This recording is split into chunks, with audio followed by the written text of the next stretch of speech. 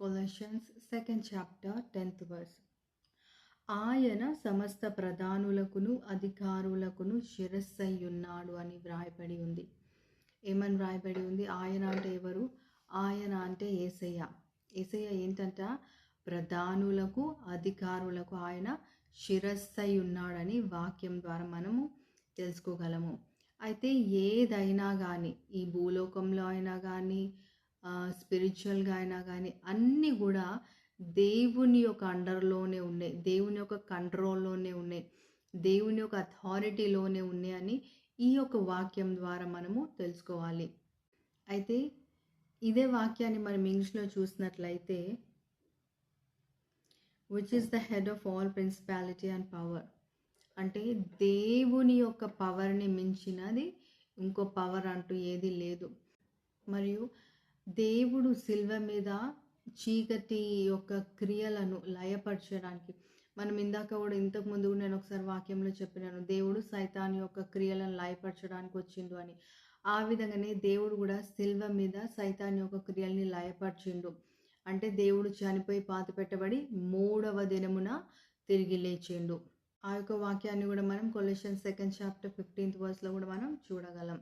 మనం డానియల్ జీవితంలో కూడా మనం చూసినట్లయితే డానియల్ని లయన్స్ డెన్లో వేసినప్పుడు లయన్స్ డానియల్ని, అంటే సింహాలు డానియల్ని తినేయకుండా కానీ, సింహాలు డానియల్ దగ్గరికి రాకుండా కానీ ఎవరు చేసిండ్రు? డానియల్ని ముట్టకుండా కానీ ఎవరు చేసిండ్రు? దేవుడు చేసిండు. ఎందుకంటే సమస్త అధికారము ప్రతిదీ కూడా ఆయన లోబడిలోనే ఉన్నది. అందుకని దేవుడు సింహాల యొక్క నోర్లను మూసివేసిండు. ఈరోజు నీ జీవితంలో కూడా నిన్ను బాధ పెడుతున్న వారు ఉండొచ్చు. నువ్వు చేయని తప్పులకి వారు నువ్వు చేసినవన్నీ నిన్ను నిందిస్తుండొచ్చు.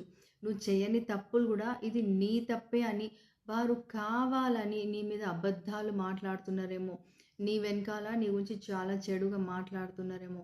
కానీ ఇక్కడ డానియల్ని లయన్స్ తినేయకుండా లయన్స్ నోర్లను ఏ విధంగా దేవుడు మూసివేసిండో ఆ విధంగానే నిన్ను బాధ పెట్టినటువంటి వారి నోర్లను కూడా దేవుడు మూసివేయగలడు.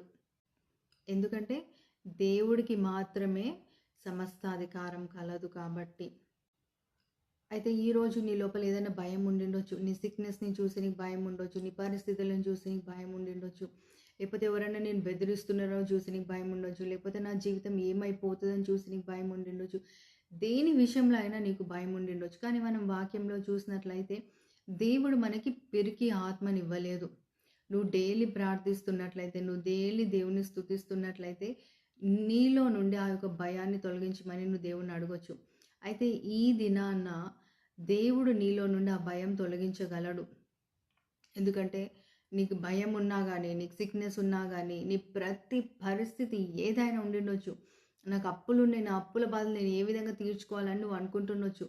కానీ సమస్తాన్ని సృష్టించినటువంటి దేవుడు నీ సమస్యను కూడా దేవుడు తప్పకుండా తీర్చగలడు.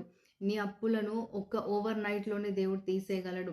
నీ సిక్నెస్ని తక్షణమే దేవుడు తీసేయగలడు నువ్వు ప్రార్థించిన వెంటనే. ఎందుకంటే ఆయన జెహోవా రాఫా. సో ప్రతిదీ నీ యొక్క అవసరతని కూడా ఆయన తీర్చొచ్చు. ఎందుకంటే ఆయన జెహోవా జాయిరా. సో ఈ విధంగా దేవుడికి అనేకమైన పేర్లు ఉన్నాయి. సో దేవుడు ఏదైనా చేయగలడు. అర్థమవుతుందా? దేవుడు ఏదైనా చేయగలడు. ఒక మనిషిని మార్చాలంటే దేవునికి ఒక క్షణం పట్టదు. కాబట్టి ఈరోజు నువ్వు కృంగిపోవాల్సిన అవసరం లేదు. లయన్స్ నోర్లను ఏ విధంగా మూసేసిండో దేవుడు నీ జీవితంలో కూడా నిన్ను బాధ పెడుతున్నటువంటి వాళ్ళ నోర్లను కూడా దేవుడు తప్పకుండా మూసివేస్తాడు. నువ్వు మాత్రం నిరీక్షణ కోల్పోకుండా దేవుని వైపు చూస్తూ ప్రార్థిస్తూ విశ్వాసం కలిగి జీవించు. తప్పకుండా సడన్గా దేవుడు నీ జీవితంలో అద్భుతం జరిగిస్తాడు. God bless you.